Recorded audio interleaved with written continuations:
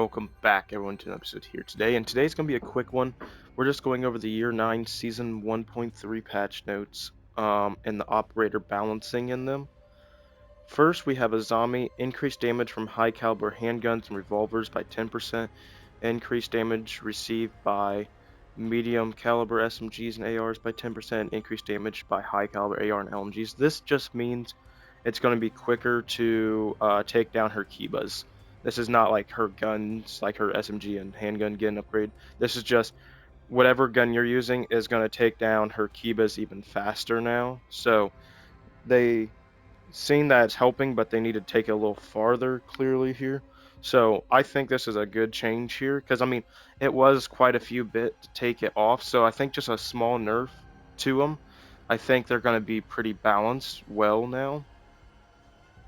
And then Ayana, she got impact EMP grenades and removed the stun grenades from her. And I don't really know why they did this, if they just wanted her to be more of a support role than I think this is what they don't want her to be like a fragging as much of a fragging op. They want her to be more of a support role, especially with her drone, with her little clones that she can do. So I think that's kind of, they want the support where she can go in front of someone, do her clone, and then someone behind that clone can swing. And then now you have impact EMP grenades, so now you can help get walls open. So I think overall it's going to lower her fragging ability, but it's going to increase her team play ability. Then we move to Lesion. Gadget refill increased to 25 from 20, and now the initial damage is reduced to 3 HP instead of 5, and they removed his impact grenades and added observation blockers, which observation blockers are like the worst in the game, or the worst secondary gadget in the game. But it's not, I mean, removing impact grenades, it sucks because you can't impact trick and all that with them, but he has a secondary shotgun, so it's not like he's losing everything in his arsenal, so he can't make a rotate. Now, he can still make rotates, it's just not going to be as fast as he could, especially with the impacts and that. So this is going to lower his roaming ability, but it seems like an okay change. They lessened his damage too, because them lesion mines actually do a lot of damage, especially if you don't take them out after the first tick. I mean, they keep filling up, and the gadget refill, the increase of that'll mean he gets less refill. You'll get less lesion mines throughout the match. And then Knock, the HEL presence reduction, duration, and cooldown increased to 30 seconds from 20. So it's gonna last longer, but it's gonna take longer to fill up, which I don't think that this is. I mean, this is gonna be a nothing change. Like I mean, yes, you can be for 10 more seconds, you can be under, but since they took away her silent step, she's still not really as useful. So I think that's real. They're gonna have to do something more if they want Nook to come back in a big way.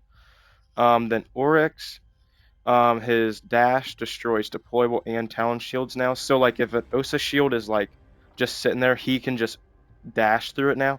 But he can also dash through like deployables. But the big change is the talon shields, so they just can't block off everything, and he can't. He has to jump over them. He can now break them with his dash, and it's a small change, but it's a fine change, I think. Then we go to Sins. The ROU projectors increased to 4 from 3. This is a really small change, just because he has 4 of them. I mean, it's not like his gadget's overpowered. It's like, oh, she has 4 now. Like he's still probably the worst attacker in the game, probably worst operator overall in the game still, even with this change.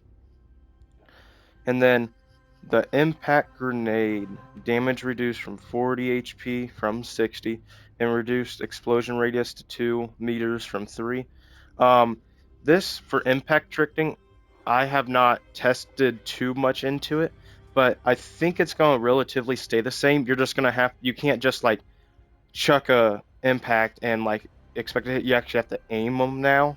I think that's going to be more of what it is, and you can't just throw them like pokeballs and just throw them at a attacker and just expect a down right if you throw 2 of them. Now, if they're hurt, you can still get them down, but like you can't just throw one out and like, oh, he's around the corner, but I can throw it here and it's going to kill him. Like it's called an impact grenade, so they need to be more near. And I like this change to them honestly, and it will allow for more what they're used like create rotates and like get you out of sticky situations, and then you can still use them to do damage. Like they still do 40 damage, which on a lot of uppers that's a third or a half, and that's a lot in this game, especially with a one-shot kill headshot.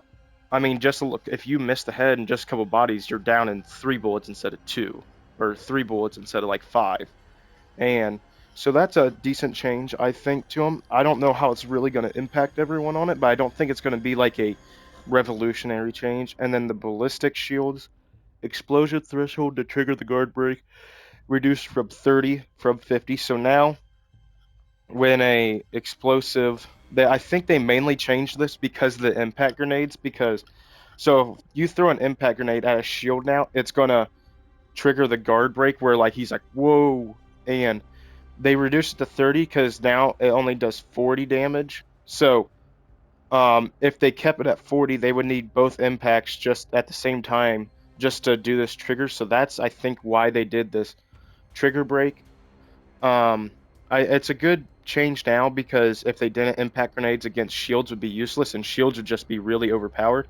Because the best way to take out a shield is impact grenades and like traps and C4s. So if impact grenades were totally eliminated, that would be a really big buff to the shields. But I'm glad they changed this so shields didn't get as big of a buff.